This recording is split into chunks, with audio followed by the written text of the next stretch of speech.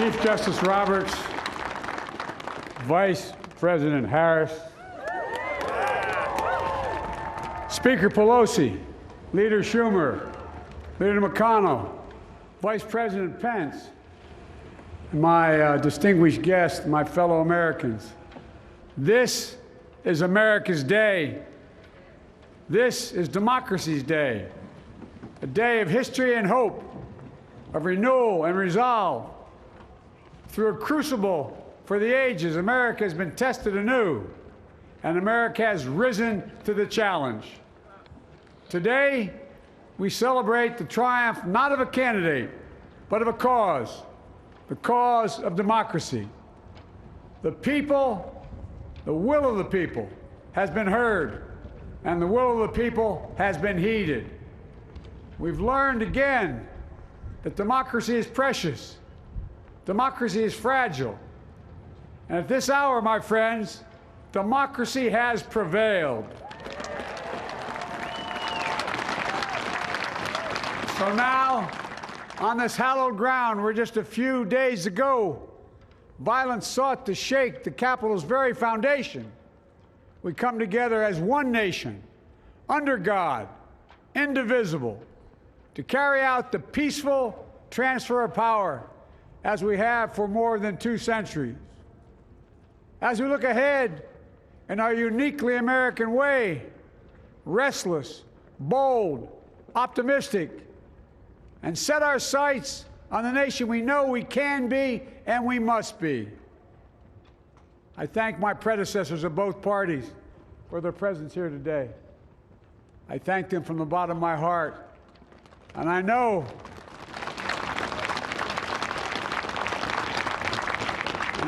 the resilience of our Constitution and the strength of our nation, as does President Carter, who I spoke with last night, who cannot be with us today, but whom we salute for his lifetime in service. I've just taken the sacred oath each of those patriots have taken, the oath first sworn by George Washington.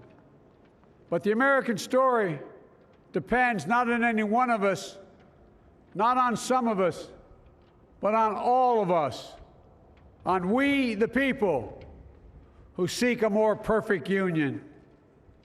This is a great nation. We are good people. And over the centuries, through storm and strife, in peace and in war, we've come so far, but we still have far to go. We'll press forward with speed and urgency, for we have much to do in this winter of peril and significant possibilities. Much to repair, much to restore, much to heal, much to build, and much to gain. Few people in our nation's history have been more challenged or found a time more challenging or difficult than the time we're in now. Once-in-a-century virus that silently stalks the country has taken as many lives in 1 year as America lost in all of World War II. Millions of jobs have been lost. Hundreds of thousands of businesses closed. A cry for racial justice, some 400 years in the making, moves us. The dream of justice for all will be deferred no longer. A cry for survival comes from the planet itself, a cry that can't be any more desperate or any more clear. And now, a rise of political extremism, white supremacy, domestic terrorism, that we must confront and we will defeat. To overcome these challenges, to restore the soul and secure the future of America, requires so much more than words. It requires the most elusive of all things in a democracy: unity. Unity. In another January, on New Year's Day in 1863, Abraham Lincoln signed the Emancipation Proclamation. When he put pen to paper, the president said, and I quote, If my name ever goes down into history, it'll be for this act, and my whole soul is in it. My whole soul is in it.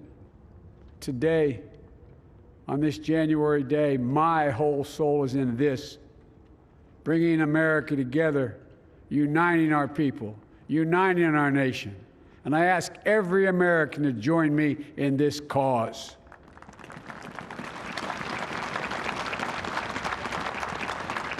Uniting to fight the foes we face: anger, resentment and hatred, extremism, lawlessness, violence, disease, joblessness, and hopelessness.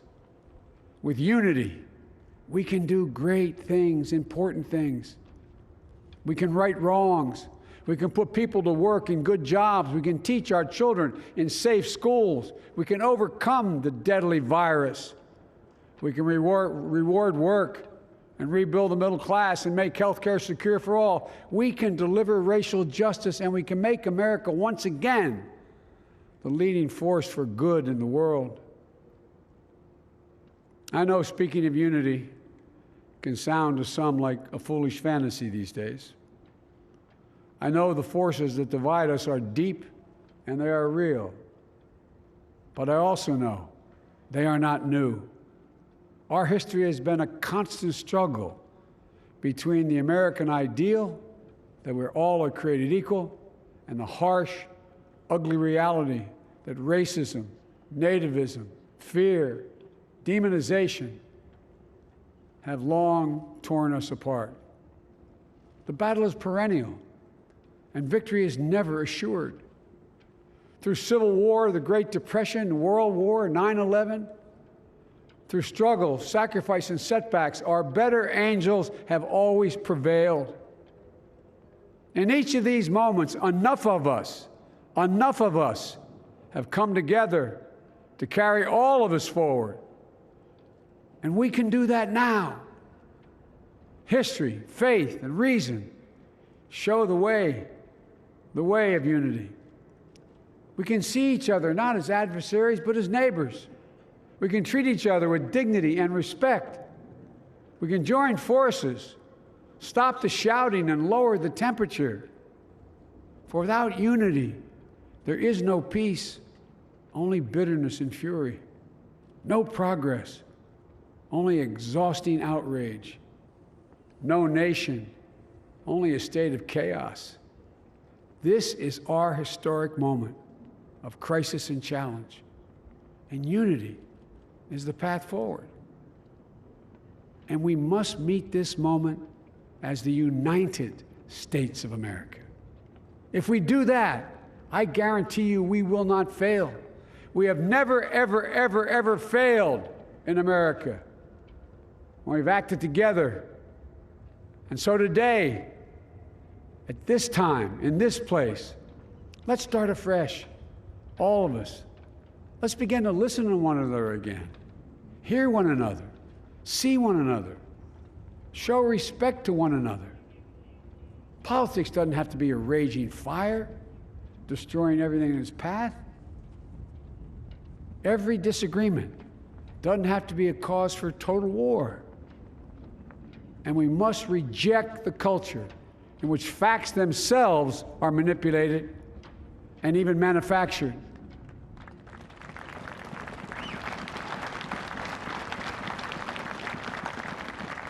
My fellow Americans, we have to be different than this. America has to be better than this. And I believe America is so much better than this. Just look around. Here we stand in the shadow of the Capitol Dome, as was mentioned earlier, completed amid the Civil War, when the Union itself was literally hanging in the balance. Yet we endured. We prevailed. Here we stand, looking out on the great mall where Dr. King spoke of his dream. Here we stand where 108 years ago, at another inaugural, thousands of protesters tried to block brave women marching for the right to vote. And today, we mark the swearing in of the first woman in American history elected to national office, Vice President Kamala Harris. Don't tell me things can't change. Here we stand across the Potomac from Arlington Cemetery, where heroes who gave the last full measure of devotion rest in eternal peace. And here we stand, just days after a riotous mob thought they could use violence to silence the will of the people, to stop the work of our democracy, to drive us from this sacred ground. It did not happen. It will never happen. Not today, not tomorrow, not ever. Not ever.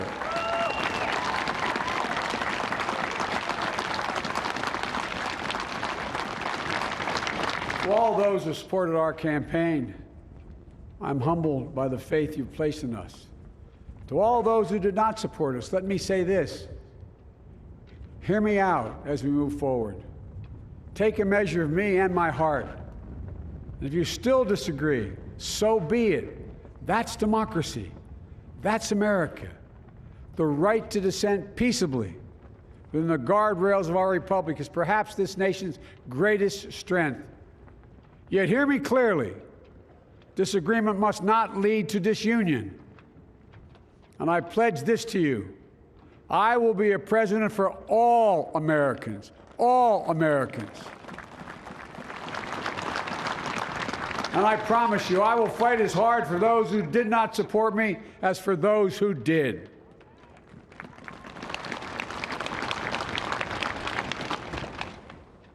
Many centuries ago, St. Augustine, a saint of my church, wrote that a people was a multitude defined by the common objects of their love. Defined by the common objects of their love. What are the common objects we as Americans love that define us as Americans? I think we know. Opportunity, security, liberty, dignity, respect, honor, and yes, the truth. Recent weeks and months have taught us a painful lesson. There is truth and there are lies. Lies told for power and for profit. And each of us has a duty and a responsibility as citizens, as Americans, and especially as leaders. Leaders who have pledged to honor our Constitution and protect our nation, to defend the truth and defeat the lies. Look, I understand that many of my fellow Americans view the future with fear and trepidation. I understand they worry about their jobs. I understand, like my dad, they lay in bed at night, staring at the ceiling, wondering, can I keep my health care? Can I pay my mortgage? Thinking about their families, about what comes next. I promise you, I get it. But the answer is not to turn inward, to retreat into competing factions, distrusting those who don't look like you, or worship the way you do, or don't get their news from the same sources you do. We must end this uncivil war that pits red against blue, rural versus urban, conservative versus liberal. We can do this if we open our souls instead of hardening our hearts, if we show a little tolerance and humility, and if we're willing to stand in the other person's shoes, as my mom would say, just for a moment, stand in their shoes. Because here's the thing about life.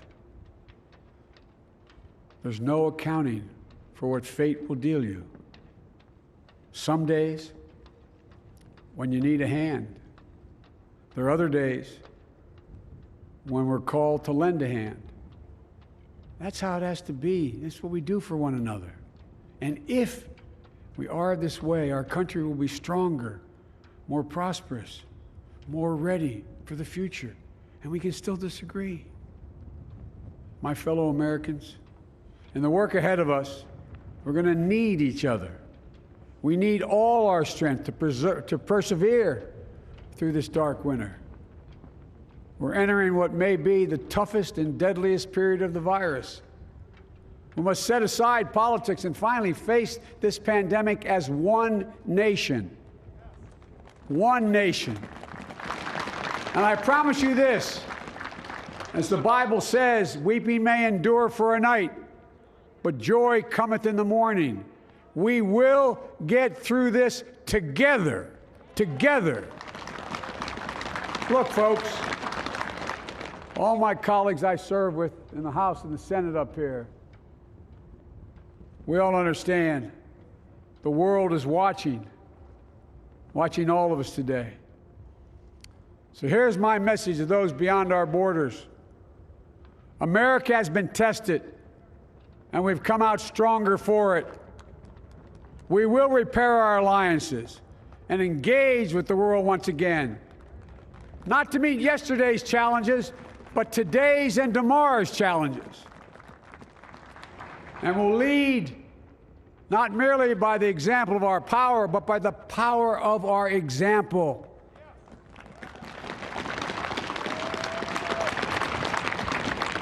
We'll be a strong and trusted partner for peace, progress, and security. Look, you all know we've been through so much in this nation.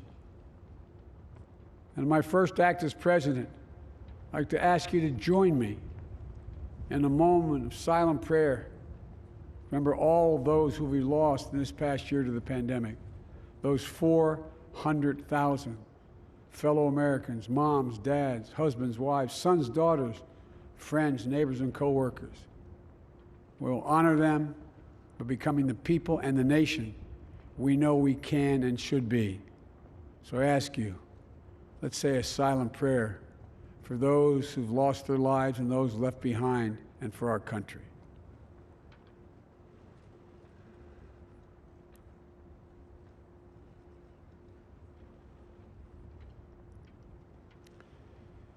Amen.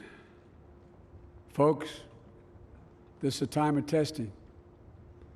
We face an attack on our democracy and on truth, a raging virus, growing inequity, the sting of systemic racism, a climate in crisis, America's role in the world. Any one of these would be enough to challenge us in profound ways. But the fact is, we face them all at once, presenting this nation with one of the gravest responsibilities we've had. Now we're going to be tested. Are we going to step up, all of us? It's time for boldness, for there's so much to do. And this is certain. I promise you, we will be judged, you and I, by how we resolve these cascading crises of our era. We will rise to the occasion is the question. Will we master this rare and difficult hour? Will we meet our obligations and pass along a new and better world to our children? I believe we must. I'm sure you do as well. I believe we will. And when we do, we'll write the next great chapter in the history of the United States of America, the American story. A story that might sound something like a song that means a lot to me. It's called American Anthem. There's one verse that stands out, at least for me, and it goes like this. The work and prayers of century have brought us to this day. What shall be our legacy? What will our children say? Let me know in my heart when my days are through, America, America, I gave my best to you. Let's us add our own work and prayers to the unfolding story of our great nation. If we do this, then when our days are through, our children and our children's children will say of us, they gave their best, they did their duty, they healed a broken land. My fellow Americans, I close the day where I began, with the sacred oath. Before God and all of you, I give you my word. I will always level with you. I will defend the Constitution. I'll defend our democracy. I'll defend America.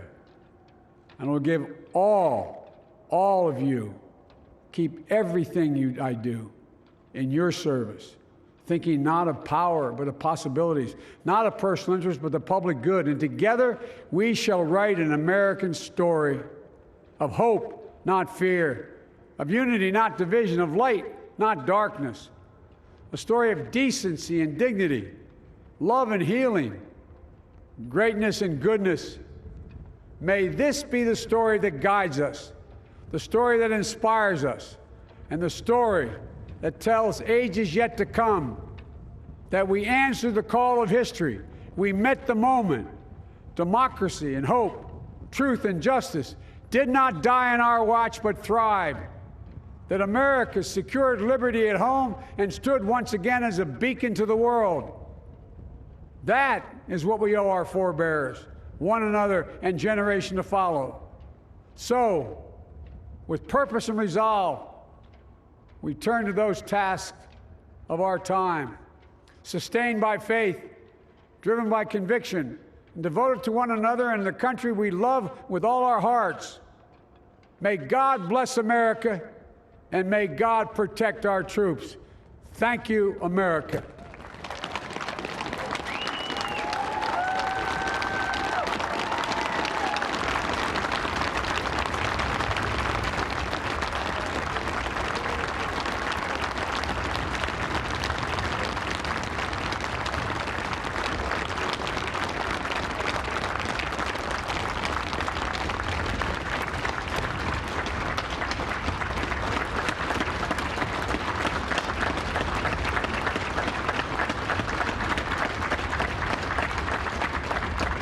Ladies and gentlemen,